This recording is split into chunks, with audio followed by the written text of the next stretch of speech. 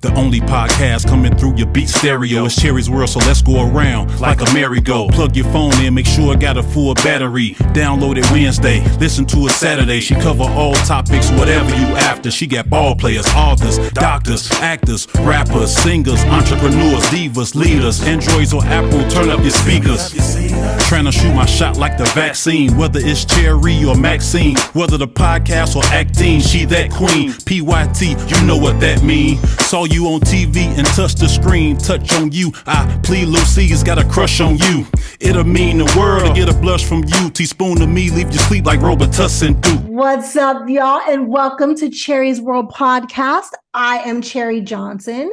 You will notice that my co-host and show's producer, Mr. Courtney Blackman, is not here today.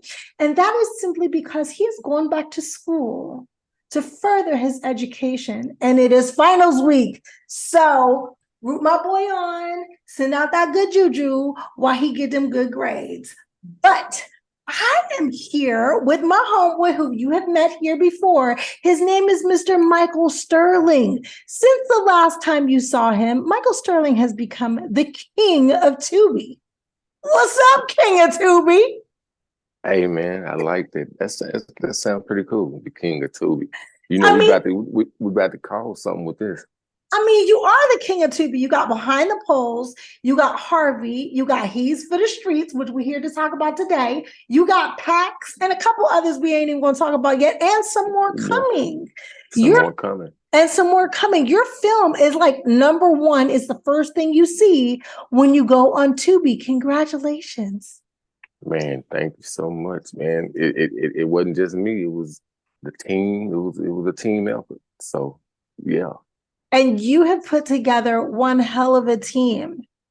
Can you tell me what inspired you to make this film, He's for the Streets? All right. So to be honest, we was looking at, me and my producer, Alexis Robbie, we was looking at a lot of the movies that was on Tubi because we got the same agent, you know, and we was like, man, we can make something like that. And then he actually came up with the idea of, what you think about this? He's for the Streets. And then it'll be this/this. I said, you know what? I know what I'm gonna do. I'm gonna get, I would normally write, I said, I'm gonna get a female to write this. We both hired a female out of Dallas to write this script. And then we was going back and forth with our agent about it. And she was kind of like, look, structured like this, structured like this, structured like this, and you're gonna win. So sometimes it's okay to listen. You know what I'm saying? It's okay to listen. It's okay to, and as males, it's okay to listen to the female that got a voice. And so we listen to her, and we winning right now.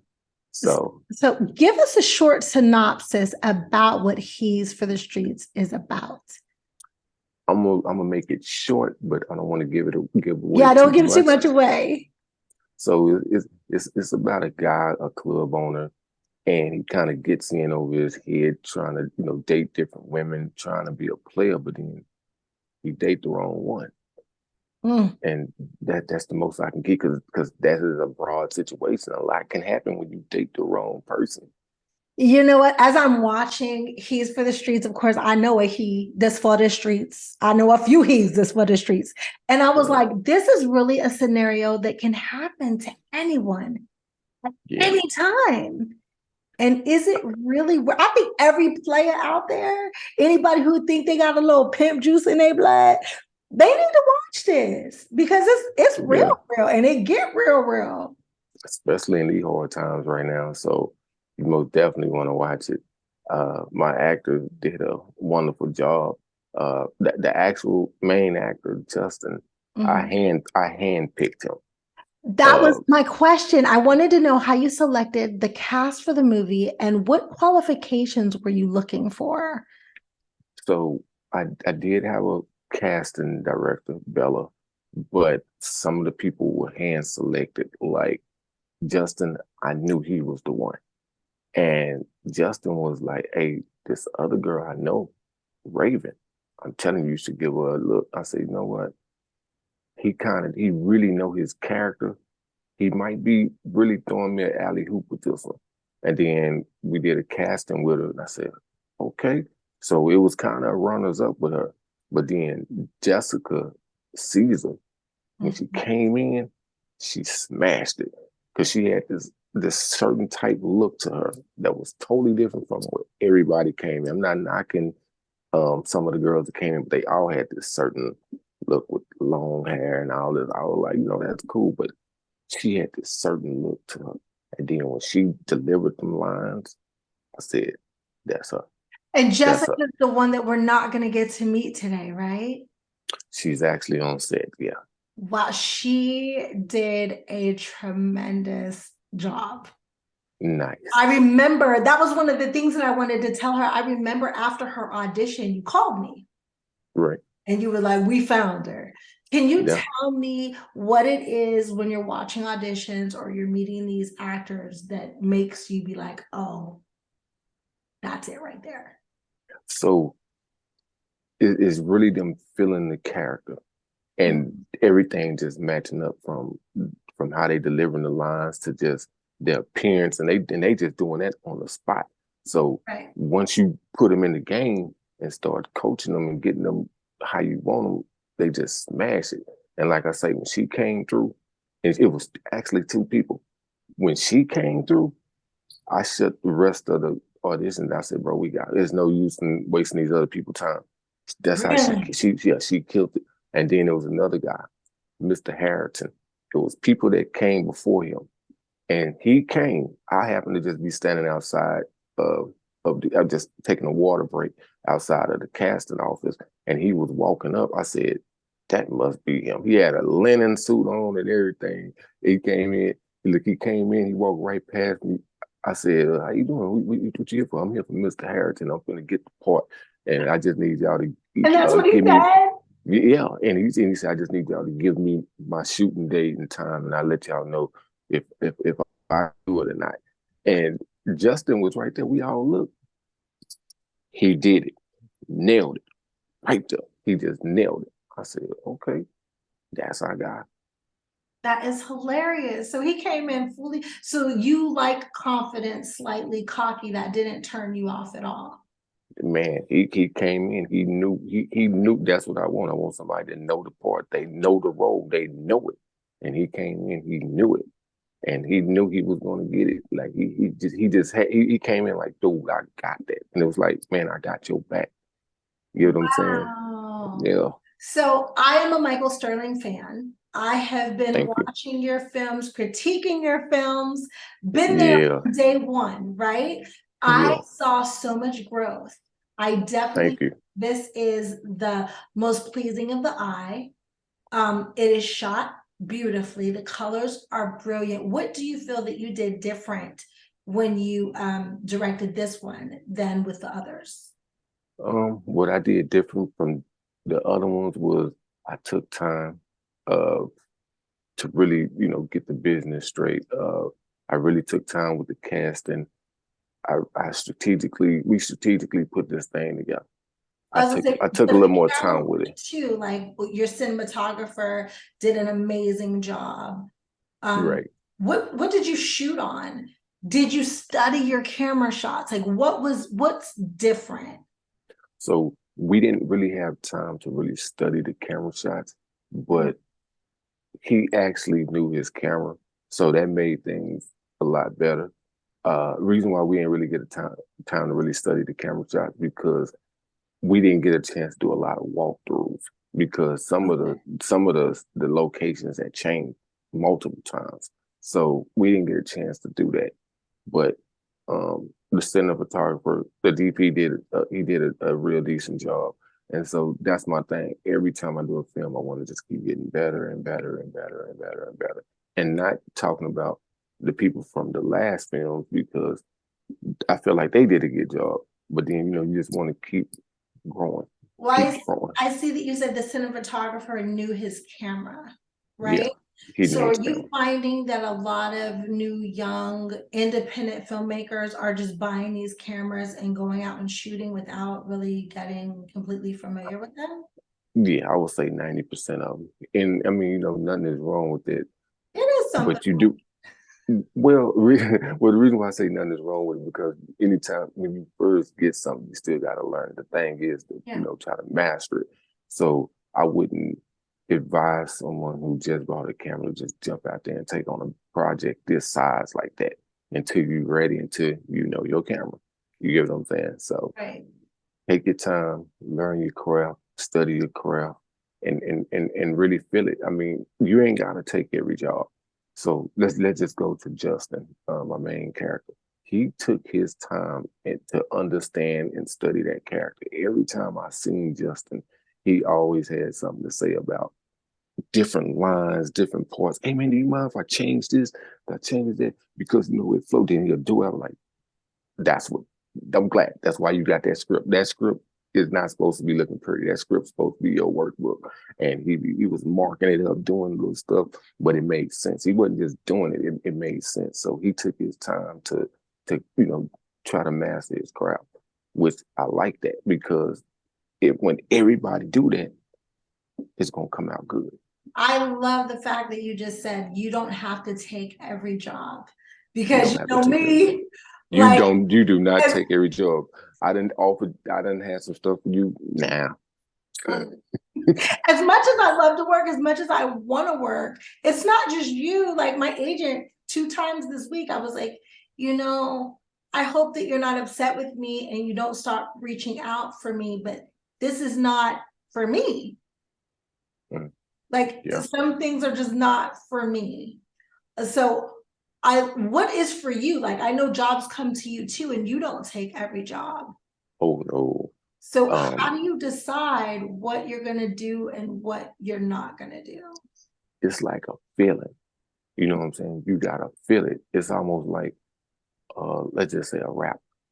If Yeah. somebody or a rapper or a singer, if you comfortable, and it's not always good to be comfortable. Sometimes it's always good to try something new, but you want to still be pretty decent at it. So if let's just say if you're a rapper and they coming to you, they want you to sing a country song and you never sung so singing is one thing and then a country song is another. You're probably gonna turn it down. You get what I'm saying? Because you want to do it right. Right. Even though it's a challenge, you want it to be right. Right. My opinion. I understand that. So you talked about the cinematographer really knowing his camera. What kind of camera was it shot on? So it was shot on a Black Magic 4K, no 6K pocket cam. Those little cameras pack a mighty punch. I noticed the color variations. And Yeah. for me, it was like the lighting, I think, on this film is beautiful. Thank And you. it's like picture Thank pretty. you. I was really proud. I was like, come on, Michael. What Yeah. challenges did you have like upping the bar from I saw a growth from PAX, which I'm in, and it's on Tubi, Yeah. to You in this. it. I saw a huge growth and a difference. I'm gonna say organization. I mean, we behind the scene in the kitchen, it was a lot of spaghetti and grease and stuff on the floor, believe that. But when we brought everything out to the table, we presented it. So that kitchen, it was dirty in that kitchen. It was dirty in that kitchen. It was clean. The food was clean, but it was messy. It was messy. So, but when we came out that kitchen, we was clean. So were there any specific like moments in the movie that you found to be particularly either challenging or rewarding? I would start with my two favorite scenes, and one of them don't even have dialogue. So when Dawn Raven, that's her real character, when she was in the wheelchair, that was really touching. You know what I'm saying? Like she got the bad end of the stick. She got the bad end of the deal, Don't tell just too trying to be much, good. but yeah, Oh yeah, yeah, don't tell yeah, too yeah. much. She got the bad end of the deal. And when Justin went to go see her, when Jay went to go see her, that hospital scene, I really felt like for that to be his first time acting, I handpicked him. That was his first time ever acting. He really did great. He He did. really did great. He did. Yeah. And that's always a concern. I'm one of those people who be looking at people's IMDb, and I do remember Yeah, him because he's yeah. handsome. So I remember him from like a music video that he did and stuff. But then I was like, okay, but can he pull off carrying a whole film? And he did it, and he did a great job. In Yeah. fact, I did notice, and I can bring this up because it's me and you. I did notice that there was a scene in the trailer, and I hated it. And then when I watched the movie, I know what you're talking about. it's it. So what made That was that person first time acting too. really? Yeah. I'm not trying to talk about anybody or anything, Yeah. but what made you decide, okay, that's not gonna make the film? So when you keep seeing these different cuts, like how you see one thing like, oh man, that look good. You see this, it look good. You see this, it look good. And as it get better and better, you like, well, that wasn't so good compared to this. So let's put that to the side, see if we can still deliver the story. And it did. So the movie would have been longer. We cut a lot of stuff. Well, I watched it and I was so proud. And I was like, and I felt bad. I was like, is it because I complain so much? But then I was like, you know what? The story moves along beautifully. Dawn Raven in the house. She is from Germany. And her debut into the industry was through print and commercials. Yes. And she was a runway model as a child. She began acting at the Roxy Theater at the hometown of Clarksville, Tennessee. I had to throw that in there. I know you're here to talk about He's for the Streets, right? But before we really get into it, I want to talk about Tennessee for a moment. Yes, and it's crazy. I'm actually here. I flew in last night to visit my family for Easter. So I'm actually in my parents' home currently instead of my apartment in LA. So yeah, my dad is a military man. So that's why I was born in Germany. We were there for very many years. But after I was born, we shortly moved. He was military. So we got stationed in Fort Campbell, Kentucky, which is right on the borderline of Tennessee. So we made Tennessee home for 25, 26 years. But I left at the age of 17. I went off to college, but Tennessee has always been somewhere that I can come back home to. My parents have moved to Texas, which is originally where they're from. But we just have a big foundation here in Tennessee. Wow. Well, my heart goes out to Tennessee. I'm a mother and I'm a homeschool mom. So anytime something happens with children, my heart breaks. Yeah. What is the tone like there right now? And how do you feel about gun control and these crazy school shootings? It is. My mom actually works in education. So she started as a middle school teacher. She became a principal, and now she works at what they call central office as she is the head of high schools of the entire district in Clarksville, Tennessee still. So this is something that, she is deeply affected by. My mom is very passionate about children, about, just developing kids and knowing that you're bringing in kids that come from all walks of life and just trying to benefit them all, so Tennessee has always been what Tennessee is, and very lax in those type of laws. Right. And so I like it actually as I was landing in BNA, which is the international airport here, it was completely shut down from every direction because Kamala Harris was actually leaving. So it was just locked up in every direction. Me and my dad were like, what's going on? I'm like, it must have been a wreck or something. And then we see like 9 or 10 police cars. Everything was like blocked by police because Kamala. And I'm like, is a president here? So I go in, I'm like, Kamala actually came and visited with those lawmakers. Oh, wow. So I like that those 2 Black men are making a buzz. And that's what I commend, is people actually standing for what they feel is right and fighting against all odds. And it's what we have to do as Black Americans in this country. But also talk about the rights of kids that affects all walks of life. So I'm happy people are fighting for that. And it's just, I mean, unfortunate, it doesn't even do it justice to even say. It's just mental and just a critical thing that's happening here. But I'm glad there are people who are standing up for what's right.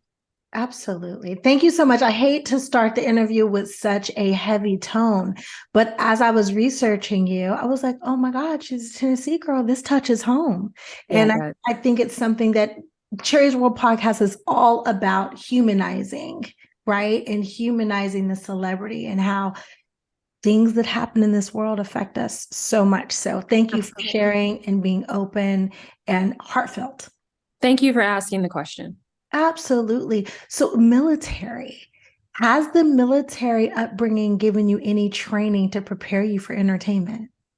Yeah, I mean, it's structure. So it didn't matter if it was a Monday where we're getting ready for school or if it was a Saturday where I was a teenager who wanted to sleep in. My dad is up at 8 a.m. eating breakfast. It was all about being productive throughout the day. And I think we know the grind of this industry. Like we all get 24 hours, right? And how much can you pack into that 24 hours? So it's built me for the stamina that it takes to succeed in this, in this industry from a very young age, because you need that nonstop. Obviously, sleep is healthy on the body. I'm all about like health. But yeah, I mean, that's a military, that's a hustle, that's a grind, right? What is the industry? It's a hustle. It's a grind, and so starting your day in a positive mental state and, facing adversity, keeping to push forward. I am an ex-professional basketball player too, but that's also a foundation that my father built in us. My brother was a basketball player. So that, I feel like those worlds they kind of run in tangent, it's like they're exactly the same if you apply the mentality.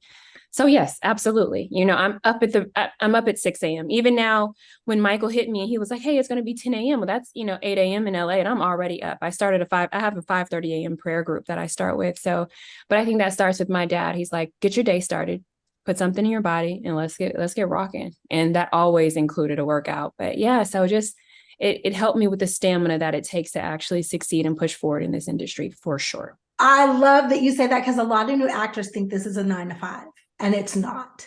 And then they want to make up excuses of why they didn't succeed and such has to be satanic and Illuminati. Right. Because they work sometimes 16, 18 hours a day. Like there's no joke.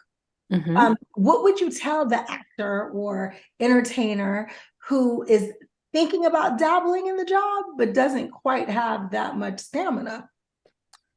I would say then it wouldn't be the career choice for you if it's something that you can't fully commit to. Obviously, people have destiny. Some people step right into this industry, and I think a lot of people have this idea that that's how it is. Oh, I'm talented. I may be beautiful. It's something I'm super interested in. Think they can step in and you're up to the top. No, a lot of people that we're seeing on TV have 15 years of independent work.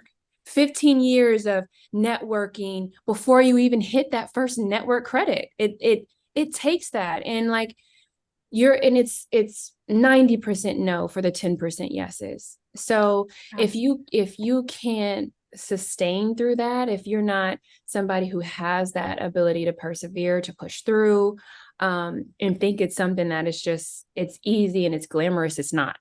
Even when you book, you're on set long hours. It's no telling, what you may deal with, whether it be weather, whether it be anything, it's like, it's something that you got to love. I feel like if you love it, it doesn't feel like work. You understand what it is. But if you don't love it, if you're not willing to commit your life to it, I won't say it's impossible, but it's very unlikely that you'll get to what you want to be. You got to love this. Like you got to love it through the hardest of times. Like, I've been doing this since I was a little girl, and I'm only right now being able to really explore my artistry the way that I've always dreamed of. And I'm only touching the tip of the iceberg. So it's a long time coming. And then when you get these wins, you just got to relish in them for a hot second, but you're on to the next. And let's talk about wins. You said that you're a professional basketball player. Yes. How you feel about my girl Angel and all this? I love her. I love her passion. I love it. I grew up with an older brother. So like she said, she played with the boys. That's where I grew up outside when kids actually played outside. You remember those days, right? Yes. I grew outside playing with the boys too. And that's just the culture of the game. If you don't really understand the sport on the outside looking in, you're like, wow, It's the same. It gets physical. Sometimes you bump chest to chest with somebody and everybody's like, oh, it's a fight. No, it's just passion for the game. It's just the will to win, and I think because we're women, we always are also limited to like having to live in this standard of what is acceptable by a woman. And I'm like, that also applies to sport. No way. No way. We're out there fighting.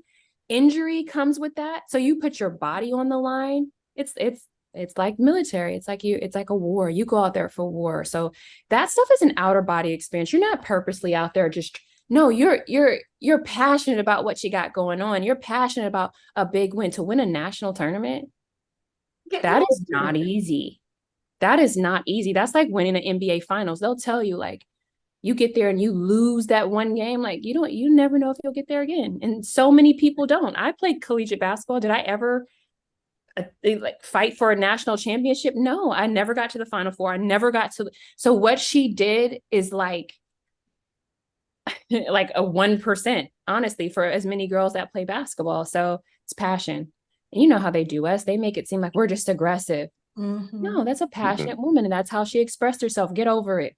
Because what she's doing to the game, even what Caitlin Clark is doing to the game, she's changing the game forever. And it's uplifting women's basketball. That's the part that I'm happy about. It's like, now we got a platform. And Caitlin's so unbothered. Like, she's like, if it was me, I would have done the same glow. Exactly. Like, there's nothing wrong with that. Whatever her expression would have been, like, she understands. An athlete, somebody who's been in those situations, we see it. Some people, I think she was more passionate than what I would have been on the court, but I don't look at it like, oh my God, like, ew, why was she? No, I'm like, wow, she's tough, man. Are you kidding? I'm on the sidelines. I can't play for nothing in the world, but I love the game, right? Yeah. But I'm on the sidelines screaming like, I'm y'all. Yes. Yes. And that's what it's for. That's what it's about. It's like acting. It's a form of entertainment. People come and pay to see a show. They're putting on a show. Love it or hate it, they're putting on a show. So talk about entertainment. Let's get to your audition. Yes. What was the tone in the audition like? So when you first start auditioning, there's this level of nerves. I always, because I'm such a basketball player, I'm like, I always go into my auditions with this Kobe Bryant mentality. I'm like, okay, I don't care who's in there. I'm the best in the room. Okay. It's like when I step on the court, I don't care if LeBron's on the opposite end of me. In my mind, I'm the best in the room. So it's kind of that. And I loved it because Michael and everybody that was in the room, they gave me space to play, so they gave me some good directorial notes and just it was a comfortable space for me to play. So after my first read, it was kind of like, let's do this, so I had a really good time. And then Justin, who plays Jason, the lead, is a really good friend of mine. We go back years. Oh. So he was reading opposite of me. So we already have that chemistry as really great friends. So that obviously helped me, to feel super comfortable in that room. But everybody made it an extremely comfortable experience. And I went in there and I was Lexi. Me and her are not a lot alike in some ways, but we do have some similarities. But I was Lexi when I was in that audition. So I got a call after your audition. Oh, really? Yeah, from Michael. Michael, do you remember that call? Yes. Okay. Oh, you got to tell me about it. Tell her about it. Well, of course you did good. I was like, we got it. Period. Like, we got it. So I even had some of that stuff on my phone because I don't know if you was watching me. I was recording with you had on some white pants. It's funny because they did that audition at a studio, the acting studio that I trained at for very many years. So I've been in that very room, actually in acting. Oh, class. so you was oh well, that's a yeah. I trained at AMAW for like 4 or 5 years. I did. Oh wow! Michael, what was it about her audition when she left that room that you were like, "That's it"? Because now that I know that you and Justin had a long chemistry or whatnot, now it makes sense. Because, like you say, the character is opposite of you from what I met. And I was like, man, she killed this. Compared to everybody that came through, you really came in with that attitude. Like, I got it because you left with it. Like, you left that impression. But now it's all making sense. It's all, that's why I'm sitting here quiet. I'm like, now it all is adding up now. Do tell. I love that. I love the fact that you didn't even realize that she was so comfortable because she had been there so many times. And I think Yeah. comfort totally makes a difference. Confidence totally makes a difference. Slightly cocky is a turn on to so many, and it totally makes a difference. And I think you can feel the air as soon as you walked in. You said that you walked in as Lexi. So what did you do to prepare? I think that's actually a part of the success too, is preparation, just making sure that you get in your body with these lines. And sometimes, especially with script writers who are just true to the story, sometimes it's not so much about the script, but making sure you get the story across. So just finding my similarities with Alexi, even in the verbiage in which she used, like, how do I make this more comfortable coming out of my body? So I do all of my adjustments in my scripts when I study. I'm writing my notes, just making things where I can feel like I have embodied this character and did this character justice. And so done, just to cut in. So Cherie, like every time we say cut, done, be like, how was it? I was like, you did good. And I think in her mind, she was like, he's not really telling me nothing, but you telling you, I'm seeing it. I don't want, I'm not gonna keep going. Like, I'll let you know, hey, look, that was trash. Real, that was trash. She was hitting it every time. It's like, I want to say, but I don't want to tell too much of the story. Right. But because I almost gave it away just a few minutes ago when I said one of her favorite parts. Thank you for catching me, because I was like, I almost kept going because I was like, I like how she, you know what I'm saying? But I'm glad you caught that. So it was like, I didn't have to really keep but it's all adding up. She done had a lot of training. Like I say, she walked in there and took the role. So it's all adding up. And that's why she delivered the way she did. So I believe I'm really hard on Michael when it comes to picking his actors. And that's one of the reasons why I got phone calls after, because we're like really good friends. But he was like, I think you're going to be like excited and you're going to love her. And I really do, because I believed you. I believed that you were her. It was so natural. You weren't stretching. You weren't acting. You were reacting, which was beautiful to me. There was a scene, God, how can I say this? I don't want to give too much away, but there was a scene where you were in the club and you were looking at him, because that's all I'm going to call him right now. And you knew that he was, not treating you the way that you deserve to be treated.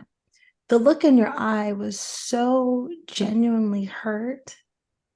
Exactly. It was so genuinely hurt. Yes. Did that come from a place of remembrance? Were you pulling from self with that? Like, as an actor, I want to know, because I was like, oh, she doesn't. Wait, can I cut in it? I think this is just me. I think she was pulling from some places, because it was all in the face. Like, everything was all in the face. That's just my opinion. I don't know. I never asked her nothing. Yeah. I mean, I think when it comes to love, which is always, it's a topic that we've all experienced. Been there, I've had the highs, I've had the lows. But even in my listening, so that's a lot of what the feeling comes from, is, who you're playing opposite of, so just listening. And I was honestly triggered by some of the things, the gaslighting. I've experienced that all too many times, so I was triggered. And for somebody that you deeply care about, that you show, that you stand in truth with and like love with, who just will not see your worth. Like, I think it was just that feeling, understanding that, like, that is what Lexi was experiencing. Yeah, you're angry. You want to project this anger, but that anger is really deeply rooted in like pain, hurt, like deep hurt. Well, let me so yeah, and I've been there. And so listening to Jason or listening to Justin in the words, I was triggered. So it ignited something that I had previously experienced. I saw it. And talk about perfect timing. Guess who's here? Who's here? Justin is in the house. Just does it. He's going to come on and be like, what? But look, as your sister, I will have your back and I want to fight him. Thank you. I've been listening to people like, wow, this man. I'm like, As soon as I saw that look on your face when you walked back in, I was like, girl, I got you. Give me this butter knife because Not the butter knife. and you didn't even drink your drink. I was like, I'm gonna drink her drink and I'm gonna get this butter knife and I'm Throw it back real quick and get to work because he needs it. Yeah, like, and it's so funny because I don't really watch a lot of TV or movies or films because I don't feel like I identify with the characters. Mm-hmm. But your character, I totally identified with. Yeah. I've been there and I wanted to help. Yeah. And I agree. I agree. I've been there. I felt for when you watch it back and you watch the film and you can see it outside of yourself. Like I said, there's pieces of Lexi in I think in all women, you know. But there's other pieces that you just wish she would just react a certain way. You're like, girl, come on, stand up for yourself. But also just empathizing because when you love someone, we've all been in a space when you love someone, you'll do things that maybe you thought you would have never, but in the name of love. So absolutely. Face, how you doing? I'm good. How you guys doing? I'm having technical difficulties when it comes to you because as an actor, you did a phenomenal job, but you did such a good job. I don't know if I like you. Shoot, I don't know what to say. I mean, I think that's the job. You know what I'm saying? To make you feel like, do you really hate this person or not, or do you really, what I'm saying? Is this really just him, or is he just acting amazingly? I like to think that I was just acting amazingly. You were acting amazingly, and so amazingly. When the film started, I might have had a crush on you. Nice. Yes. And I was like, oh, he's handsome, charming. Wait a minute, I don't know if I like him no more. And it was like instant like that. And so seeing today, I'm a little triggered. You know what I'm saying? What has I guess that's a good thing, Oh man, that's so funny. I'm a pretty solid guy. You are. So you're nothing like your character. Is that what you're telling me? Well, it's funny. There is some parallels, but it's not the womanizing one. Okay. I do think that I was definitely bred to be kind of a ladies' man. I was raised by all women in my family. So my mom, her twin sister, her two older sisters, and me and my brother, growing up for the longest, we're only two real guys in our family. We had one uncle, you know what I'm saying? So it's a lot of feminine energy. So I'm definitely like been taught up, how to like really treat women, how to like talk to women, how to respect women, and and just be that kind of guy. Okay, so I'm starting to like you again. That's a good thing. Can you tell me about the auditioning process? We were talking to Raven about the vibe in the room. I'm sorry, Dawn Raven, about the vibe. I done nicknamed you and everything, girl. You don't even know. You like my little sister. About the vibe in the room during the auditions, and what was it like going in meeting with Michael? So it's funny. So how my process went. So funny thing, outside of acting, I'm an event producer. So I throw and I host events all around Los Angeles. And Mike has always been a good friend of mine. And I didn't know that they were like making a movie or anything. But he pulled up on me at one of my events. He was like, man, man, I need to you got time to sit down? And when I say they brought the script out, they had the check out, they had everything out. And I was like, hey, yo, what is I'm at work right now. But he was like, man, like, look, man, we've been auditioning people and I just, my heart just been on you, bro. My heart just been on you. I just feel like this role, you know what I'm saying? Like, this is you, just womanizing version of you, you know what I'm saying? So he just really like laid it out pretty clear. So I was like, okay, well, let me look into it. It's like, only thing is, man, if you get this role, man, we shooting like 10 days. I was like, oh, man. But if you think you can do it, man, I'm down. I'm like, man, all right. I'm up to the challenge, though. And so, but it was actually a fun audition process, even like getting to do auditions with like Dawn and Jessica Caesar. doing like the Kim Reeds was fun. That's always a fun part. And just even like seeing other people's auditions, it's like, yo, like that was my first time really being in a casting room and actually being able to be behind the camera, like seeing other people's auditions. Mm-hmm. And you realize like how many good auditions people actually get on film. Like you think that sometimes you just like the only one that did good. No, you got like hundreds of people that did great. You know what I'm saying? So then you get to see like sometimes it's just a matter of specifics, So just like we want this person, but he's got to be this tall, or she's got to have this type of hair. But So they that don't was a tell good you that. That's not on no. paper. As an actress, it took me 20 years to get in the room and see it from the other side. And seeing it from the other side for the first time was so enlightening. And it was the first time I was able to stop taking things personally. Right. Because I always thought, oh, I didn't get it because I wasn't good enough, or oh, maybe Right. I wasn't pretty enough, or maybe my boobs Right. weren't big enough, or maybe they were too big, or you have Right. all Right. this weight that you carry as an actor of why you didn't get it.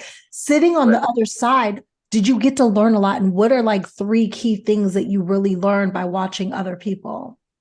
It was fun. It was definitely fun because there's a lot of people that even did bad, terrible auditions, but you like them and their personality so much. It's like, oh, but I want that person to be the character. You know what I'm saying? Like this person just walking into the scene is him. That's our character. But then maybe the acting just kind of fell short. So that was one thing. It's like there's a whole reverse of it. Like sometimes it's just like, yo, this person is the character. Like just kind of flat out. Dynamics of just the energy and how you come in the room and how you how you hit. Like that's what I always call it, like how you hit when you first come in the room. What's your energy like? Are you kind? Are you doing too much? You know what I'm saying? That type of thing. But always when you have a good personality and fun and just like kind of lighthearted, like just how to win the room. That's a big thing. In the room. I think what else did I learn? I learned that it's a long process. Yeah. It's definitely a long process. It's kind of grueling, but it's fun. I want to talk to you guys, all 3 of you, about the vibe on this set. There's a scene, and I have to go back to it, Dawn, where you and Dawn are in the club, right? And when the scene starts, it's very endearing. And I don't want to give too much away, but it's very endearing and it's very enlightening and it's loving. And then we see your little fucking ass become very manipulative.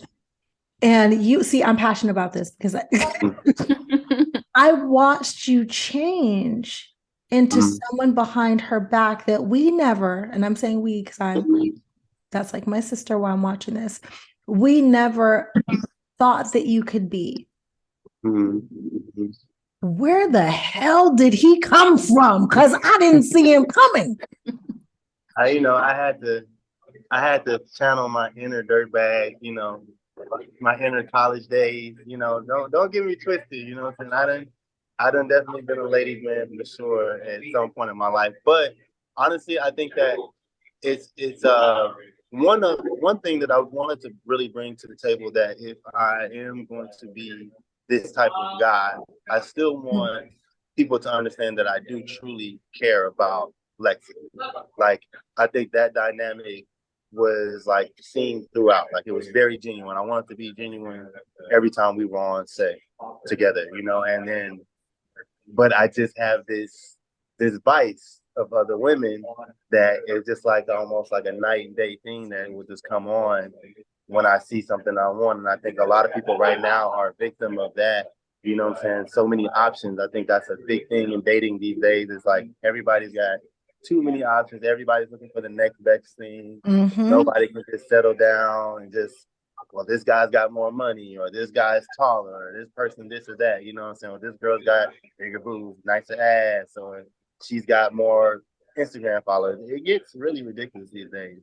You know what I'm saying? So in this instance, it was more about, okay, Raven's character was just a little bit more established, and I kind of saw the vibe of like, oh, we look good together on paper. You know what I'm saying? So I just wanted to kind of like really flip that narrative and just become that, and really kind of sell that version of it. Michael, the second half of that scene that I'm talking about, where he becomes a complete dirtbag, right? When you saw the flip, because even his eyes, his face, everything about him changed. What were you thinking sitting on the other side of that camera? I got the right one. I got the right one. I handpicked Justin. He did it. He did his job. He dug deep. He dug from somewhere. Yeah. I don't know where he dug from, but he pulled from somewhere, Well, and he you got know it. what? It's He funny got it. because I definitely think that, just in being in a dating world, right? You have your girlfriend, you're comfortable with her, but everything else becomes a script. You know what I'm saying? Every time you go to a girl in the club, a new girl, it's always a script. It's like, all right, I see her, I see something she's got on before I even walk up to her. Like, I gotta have these punchlines. Even if she says it, like, which punchline is this? At some point in the scene, she's like, okay, which is this punchline, number 1 or 2? How many times have you used this line on somebody? Because you do have like a rundown. So I kind of wanted to give it that. It's like, like, this is the rundown. Hopefully this works, this hits. And I'm going to stay persistent until I get this girl. And then, Mike and Alexis, they always was like, yo, we going to trigger the women with this. And they going to hate you. We need you to be that guy that when people watch, they're like, oh, I can't stand this. You know what I'm saying? So it did it for me. Like, I'm just not, my temperature is just starting to go down. I'm just starting to like you again. Mm-hmm. Michael, it's amazing when you have somebody in this business that believes in you, right? And Michael believed in you from day one, and I questioned him. I want to let you know. I was like, okay, I know who he is. I've seen him on the Brandy begging and pleading video. Oh, He was the cute basketball player in, Beyonce formation and everything. And that's cute. But what makes you think that he could carry a whole movie? And he said, Cherie, he got it. And I was like, are you sure? Because being cute ain't enough. It ain't enough. And he was like, he got it. I'm sorry, go ahead, Michael. I'm gonna step in this. So, like, when I was staying in North Hollywood, I used to run into Justin, like going to 24-hour fitness or whatever. And then sometimes we'll stop by the spot because it had that little Texas vibe up in there. And I'm gonna end up working with that dude. We got a nice little vibe with him. And then we got this script, and me and Lexi were just going back and forth. I said, bro, dude, we need is from Texas. I'm telling you, who you talking about? Justin. You sure? That was it. And then we went to the club. He didn't even know. We was already watching him. We were just watching them. You know what I'm saying? We were just watching. He didn't even know. He thought we was in there partying and stuff. We were like, watch him. And then we came back and brought you that script. But you was already being set up. But I was like, dude, that dude fit this. I'm telling you. And sometimes it just came natural. I think you did a wonderful, all of y'all did a wonderful job, man. And I'm glad y'all trusted me. I know with independent films, it can be a little shaky.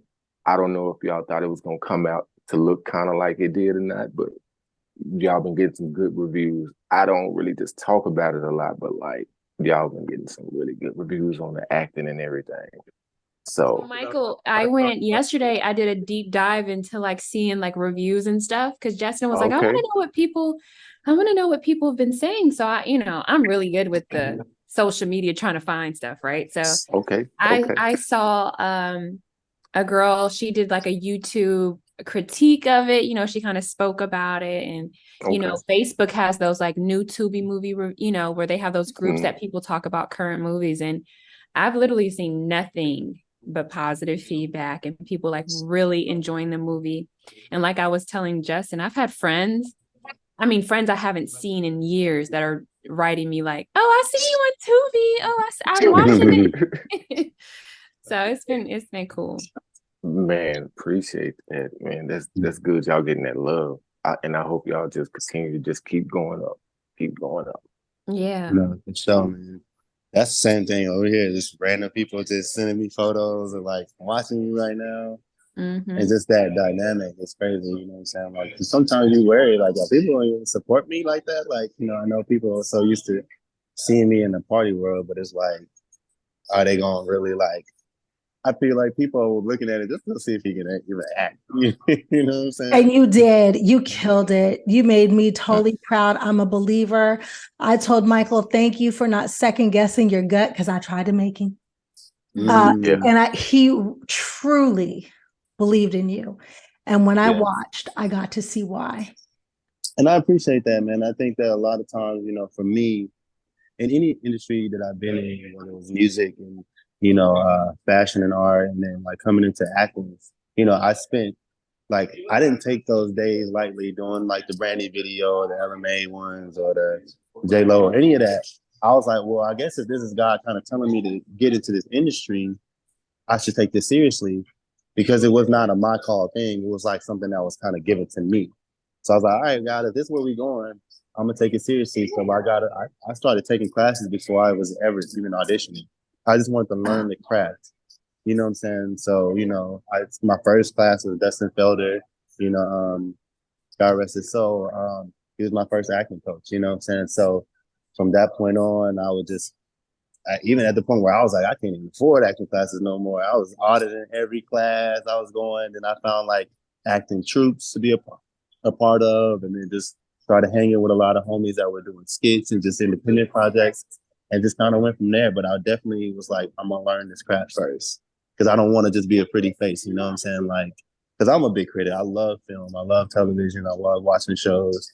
And so it's like, I don't want to be that critic that can't act, you know what I'm saying? No, you did great. You did great. I'm truly proud. What's next? And that means a lot coming from you, you know what I'm saying, with your career, man. So thank you. I really, really do appreciate that. So for me, what's next is that I'm actually shooting my first project. Oh, yeah. And so we just actually, that's where I'm at right now. We just came about an hour out of LA to scout some locations for my film. It's going to be called Worm. So I can't give too much information on it right now, but just know that we'll be doing this interview again.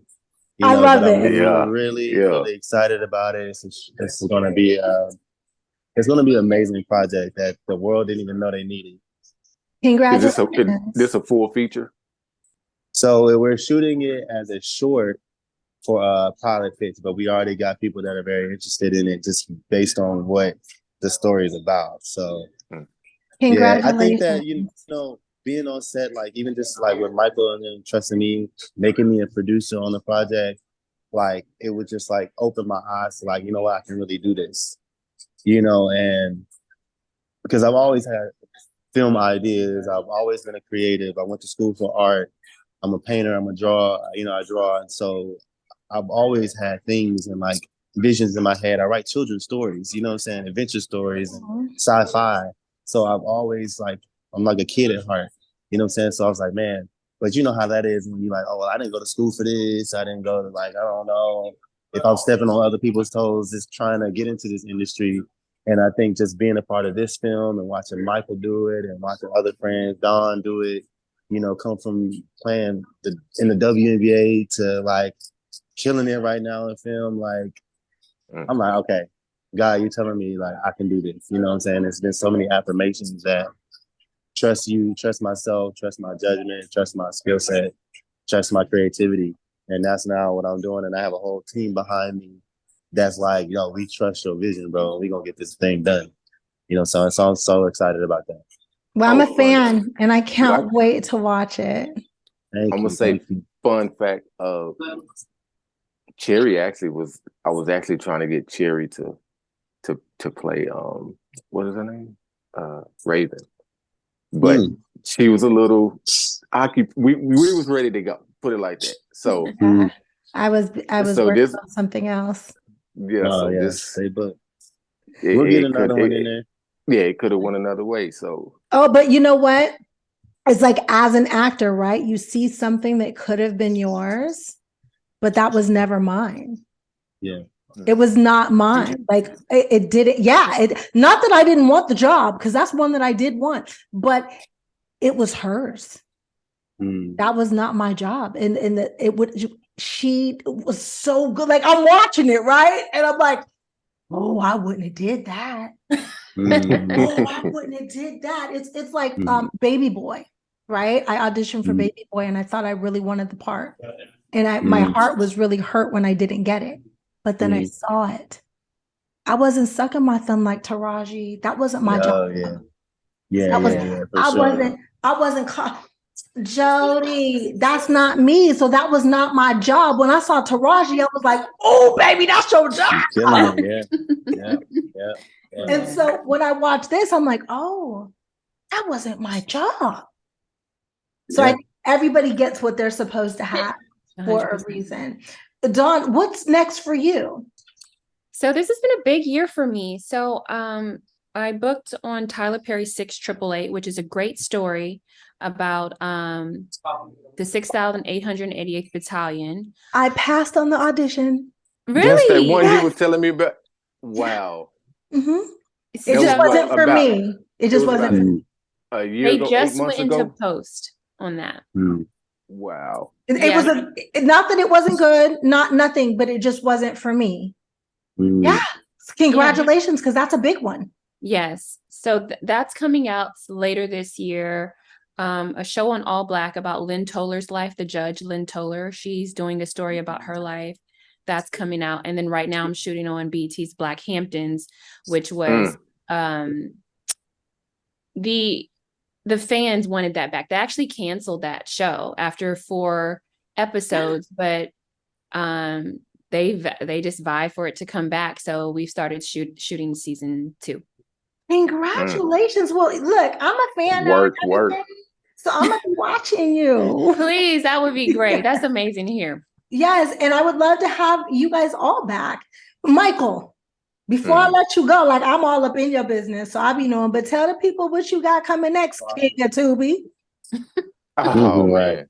Well, we got the documentary. We got the Jerry Curl documentary.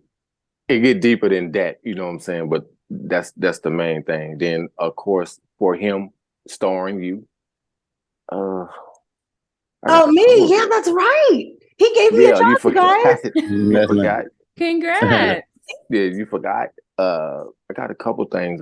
Busy year. I'm a watcher.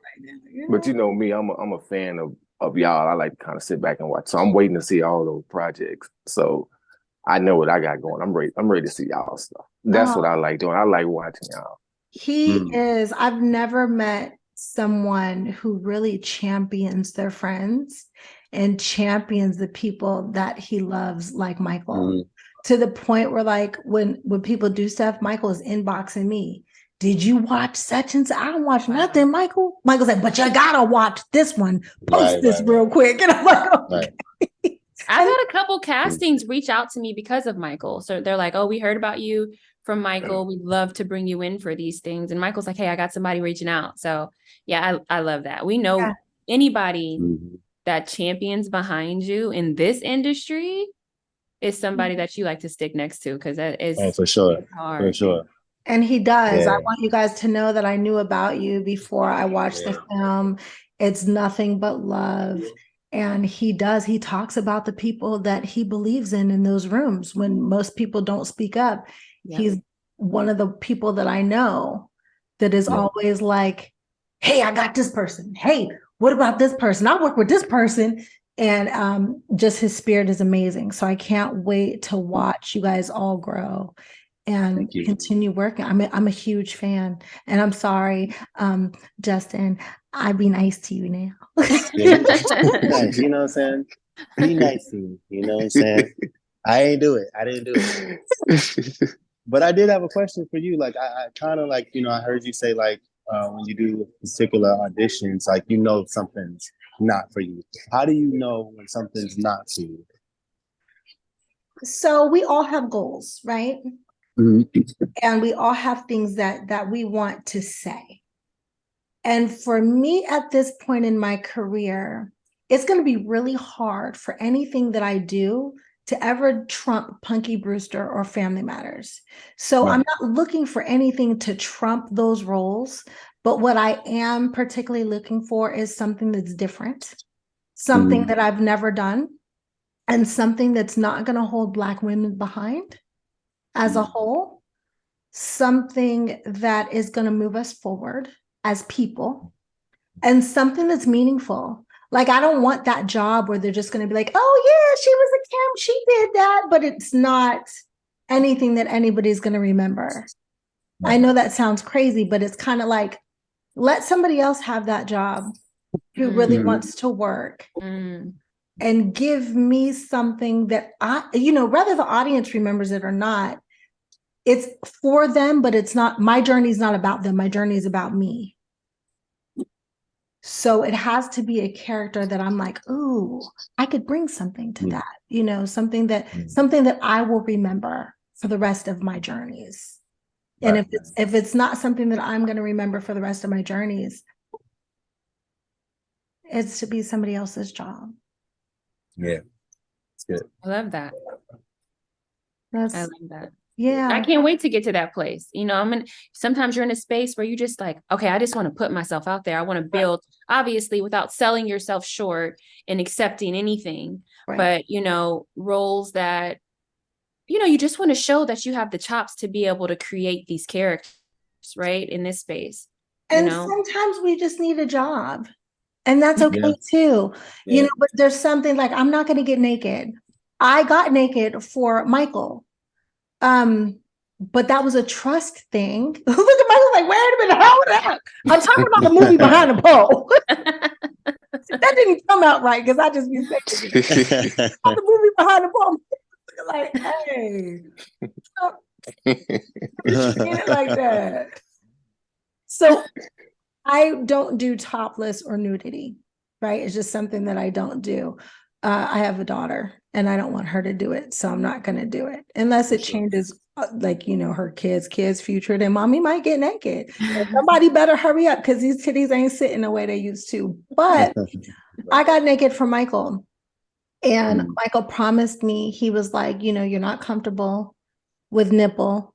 I won't get it. I have no duct tape or nothing. Usually I would sabotage the whole situation, but I didn't have to do that with him. He promised me, he's like, I was comfortable with side boob, under boob, but no, nipple. And he promised me that he wouldn't get anything that I wasn't comfortable with. And he made a comfortable situation for me. And I don't even think you show too much side boob. Yeah.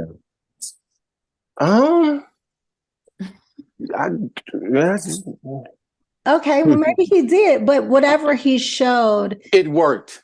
I was comfortable though. And I never once did I feel exposed or excluded or anything like that. Yeah. So that's important to me. Thank you guys so much for being here. Thank you for having us. Thank you for having us. Will you guys come back and talk about Absolutely. Anytime, once a week. When you're doing the grind. I love it. And besides from the podcast, I hope that I do get the opportunity to work with both of you. Well, all three of you. Yeah, we do. We're speaking into existence right now. Manifestation, I believe in it. Man, I'm gonna be honest with you. I'm really feeling the part two. Just people are asking about the street. Look, the street is talking. I'm feeling the part two. Look, Justin ready. Look, he gonna. Hey, Justin got to get ready for that one. He got to get ready. Believe it or not, so Cherie, Justin gave, he put us to the side. He gave us a lot of input on certain things. I like that because he got it good. I told him, I said, bro, you're gonna wind up being a director. I told him, but he was like, me, I listen, right? Because he got a certain style to him. So I was like, all right, let's try that out. And so I really valued his opinion a lot. You know what I'm saying? He gave really both of them. You know what I'm saying? Because I don't have that. Of course, I used to model and stuff, so I don't have that kind of taste. You guys killed it. Yeah, so they got a certain type art eye, whatever. So I'm gonna kind of leave that to y'all. I'm kind of follow y'all lead. Like I told Justin today, I'm gonna follow your lead on that. I'm not good at that like you are. You know what I'm saying? But he gave a lot of input, believe it or not. So I was like, yeah, we got to bring him in like some type of producer, so because I want to give people their credit, you know what I'm saying? And I credit him for that. He had a lot of input, believe it or not. And he's not even just sticking his chest out about it. Like I'm speaking, telling you, I'm not going to hold that in. I'm going to give him his credit. Like he gave us a lot of input. Oh, Lincoln Blake. Can we give a shout out to my boy Lincoln? I saw him in the movie. Oh, yeah, detective. Yeah, detective. I didn't know. They did great. The detectives did great. They Yeah. did. Jessica They did. Vanessa, that's my dog. It's like my second project with Jessica Vanessa, and she's killing it right now. She just had a project drop. I think it's called Dance for Me on BET Plus. Yep, on BT Plus. She's a Mhm. hottie. Yeah, she's killing it too. So Have she seen the movie or the trailer or whatnot? Because I haven't had a Jessica? chance. Yeah. I Yeah. reached out to y'all first. I haven't reached out to her yet, but I am. No, I know she just had two projects dropping simultaneously. So I know she's kind of like facing, but she's been seeing it. She's been like telling me about it and everything. So And Nice. she's like a badass martial artist too, right? Yeah. I was stalking Yeah. her Instagram page. That's Yeah. how, yeah. She's big into the stunt world. She said she was gonna get me in there too. So because I box, so I'm trying to get everything else going. Amazing. Nice. Well, I will see you guys soon, I hope. For sure. Oh yeah. Thank We you got for all the having Instagrams us. and Are all you that stuff. kidding me? Thank you for coming. Thank you for getting up. And For sure. It's Oh. great. We're actors. We love being on screen. Yeah. see, I don't, only when I'm getting paid. See, That part. Thank you guys. What up, Cherie? Heard across the world. Welcome to Cherie's world. Heard across the world. Welcome to Cherie's world. Representing for every